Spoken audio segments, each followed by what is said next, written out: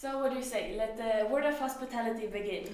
Yeah, and we shall start off with the first topic of the day, which resonates so well with this year's theme, which is human-oriented hospitality. And here to talk about mindfulness and hospitality, let's welcome Miss Kiki da Costa. She's one of our lecturers here in SHMS. And over to you, Miss da Costa. Good afternoon, everybody, and thank you so much, Solomon, for this beautiful introduction to this talk on mindfulness for the world of hospitality, human-oriented. So I thought for today I brought some ideas on, first I will talk a little bit about myself, then a bit of mindfulness and some definitions, the benefits, its implications to the hospitality industry, as well as how to take care of yourselves. And we will end with a short meditation.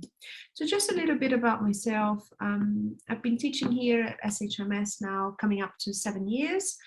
I've taught on a variety of courses, including events logistics, which was my first subject, and I still hold it very dearly into my heart. And I have recently been interested and started researching meditation and its impact on students' well-being, basically out of my own interest and need, since I used to look like that one over there with, lots of thoughts coming out of the heads, often constantly fighting anxiety and fighting negative thoughts, and overall, all in all, being quite mindful and not mindful. So my research that I've just completed earlier this year was on the benefits of mindfulness on the students' population, and the findings very much matched some of the findings that I'm going to present here for you, which are based on the literature. So here are some definitions of mindfulness, and we're going to see some similarities in some of them. So bringing one's attention, complete attention to the present moment, present experience on a moment-to-moment basis. This is by Marlet and Christella. Here we have one from Kabat-Zinn, who is the founder of MBSR, Mindfulness-Based Stress Reduction, which is a course that I'm just completing, about to complete, to become a mindfully trained educator. And he says, paying attention in a particular way, on purpose, in the present moment, and non-judgmentally. The next one is by Bayer, and it says intentionally bringing one's attention to the internal and external experiences occurring in the present moment. So what do we get from all these points? What are the learnings that we have? So attention is a common one. Yeah, so paying attention, focusing on a particular object, often is the breathing or the sitting bones on a chair with an intention, so of being present, of focusing. And normally we would be maybe disrupted, or our attention will go away, sometimes top down through our thoughts, or bottom up through external noises that we hear, and we practice all the time, coming back to the present moment, bringing our attention to intentionally to our breath and to our sitting bones in a non-judgmental way. So mindfulness, if I had to really describe quite simply, and it is described like that by many authors and scholars on the field, mindfulness is really a skill that you practice in order to wake up and live life to its full. You can practice in many different ways. The formal practices normally are most likely to be sitting down in a very erect position on a chair or on a meditation cushion. You can practice you can practice lying down, some you'll be better standing up, but it's really however you feel most comfortable. We have also what we call informal practices, and these can be practice perhaps walking, so just paying attention very carefully as you walk on the environment, on the things, as your feet reach the floor. Maybe you would like to be mindful as you eat, or even brushing your teeth. Last time I was practicing some informal mindfulness, I was in a roller coaster with Dimitri, our receptionist and sports coordinator, and we had a lot of fun as I was trying to practice as he was screaming next to me. But the experiment was incredible because I'm very afraid of roller coasters and heights, and I could control my fear very well, and it was amazing. I can't tell you, you have to experience it. But as I was breathing down the big drops, I felt much happier and controlled. So really, mindfulness, what it does is trying to for you to get to know yourself, what triggers, what kind of thoughts you have, what unpleasant situations, pleasant situations, I don't know, what you like, what you dislike. Basically, it allows you to see things differently as you create that space between what is happening and yourself. Yeah? Here I just picked some some famous people that are known to practice meditation. So we have there Kate Perry saying that she has a very busy day and mindfulness brings her moments of peace. Oprah, she says meditation helps us separate between the voice, and she means the thoughts, and herself, which also transforms her present moment. We have there Jeff Weiner, he's the CEO of LinkedIn, and he says that he uses meditation to create strategies for his long-term goals. And more research, and that is on neuroplasticity and how mindfulness affects the brain. And neuroplasticity is really just the ability of the brain to change itself. And some research says that the mindfulness practice actually do rewire your brain. Yeah, so creating better concentration, sleep, health, just basically by you creating these new conditions, new connections, maybe positive connections, being able to disassociate yourself from some negative patterns of behavior, you will experience more calm and some of the benefits.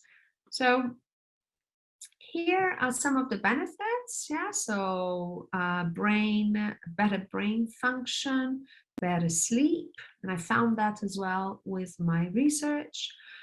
Increased clarity and awareness of concentration, also strengthen the immune system, less automated responses, and also calmer and less stress and less anxiety.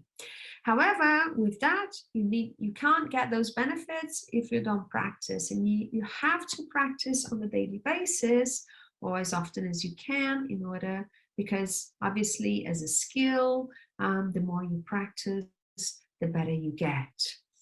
And if we were to connect this to hospitality and see how we could bring these benefits, we know that hospitality is a very tiring job. It's long hours, and you're often in front of the client having to solve the problem there and then, and it can create what we call, and it's very common to call, emotional exhaustion. And that comes from a number of stresses, and one of them could be the fact that we are often, especially in front of the clients, suppressing a lot of our emotions. With in time, that creates a lot of stress. Yeah, not being able to show your emotions, and also creates some sort of detachment. And then people sometimes have studies show that people don't know anymore their emotions. They are detached from that emotion, and mindfulness can bring you that connection back.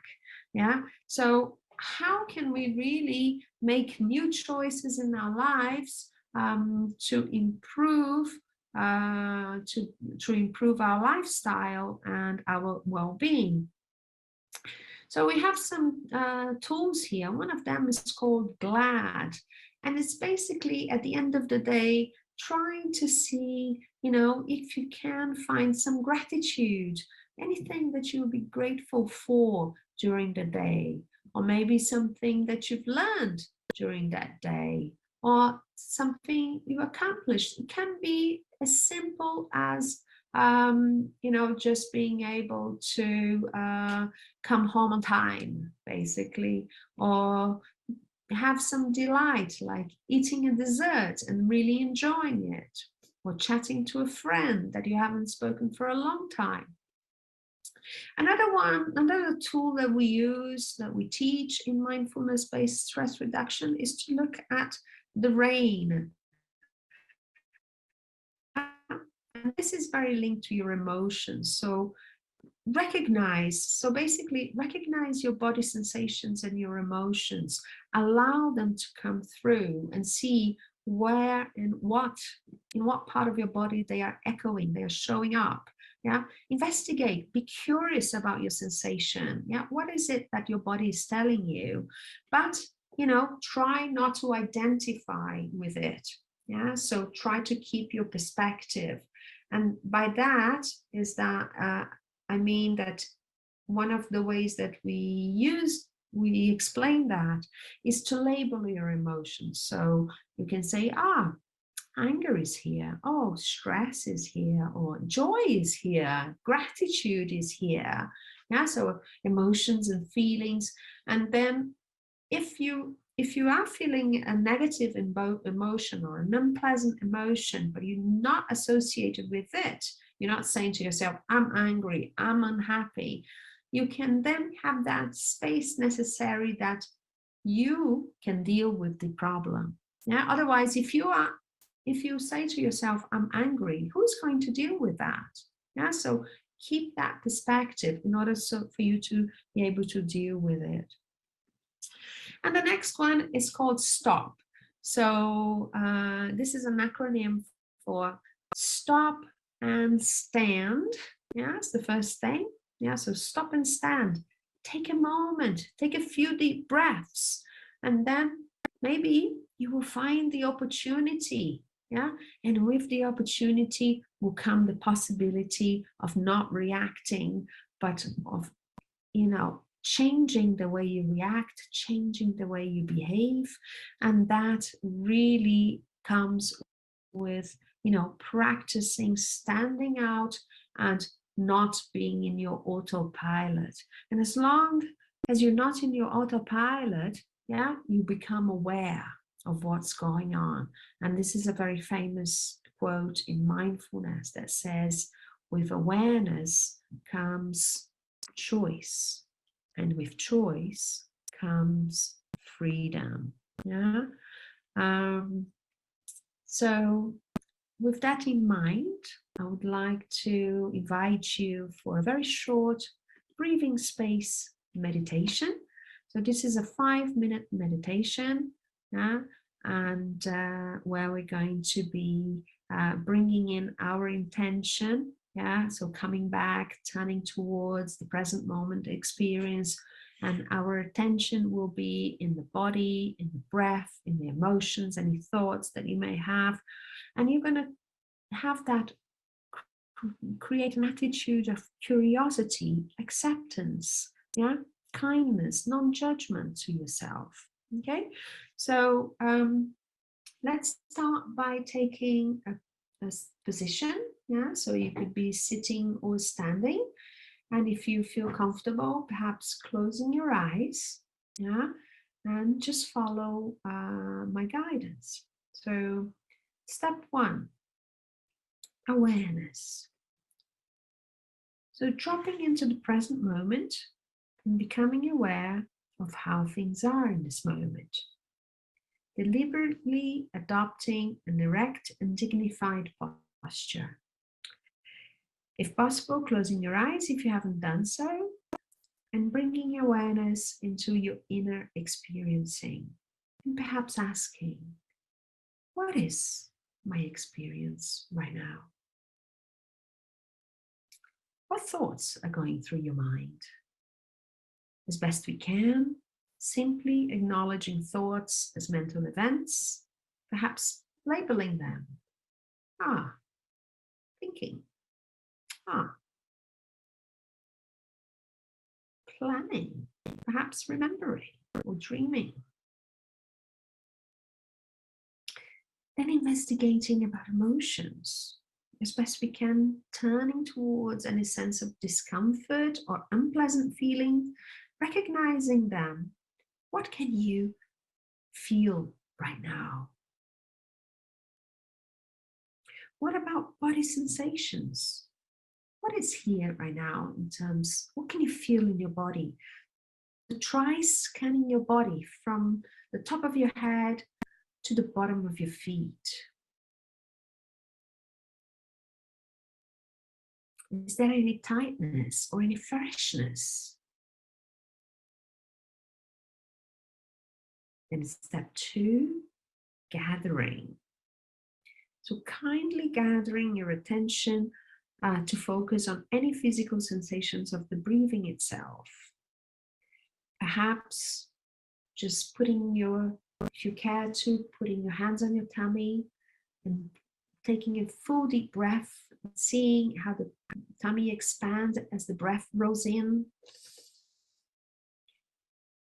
and goes back to neutral as the breath goes out. Practicing this maybe 2 or 3 times and paying attention to it.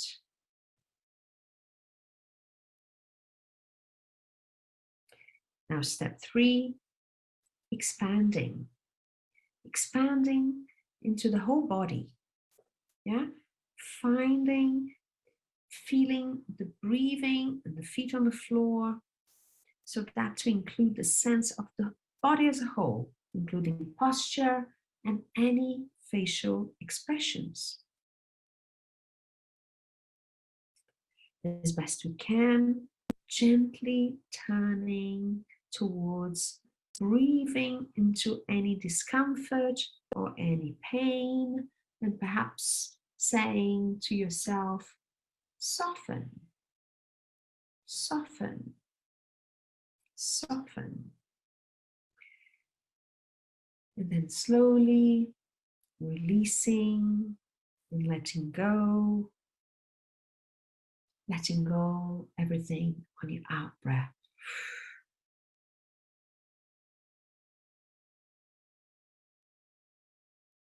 And as best we can, bringing the expanded awareness into the next moments of your day. Your 3-step breathing space is now complete. You may slowly open your eyes and come back to the room. And just bear in mind that there is both pleasure and power in being present. And thank you again for inviting me to this show. I hope you enjoyed it, and I see you all soon.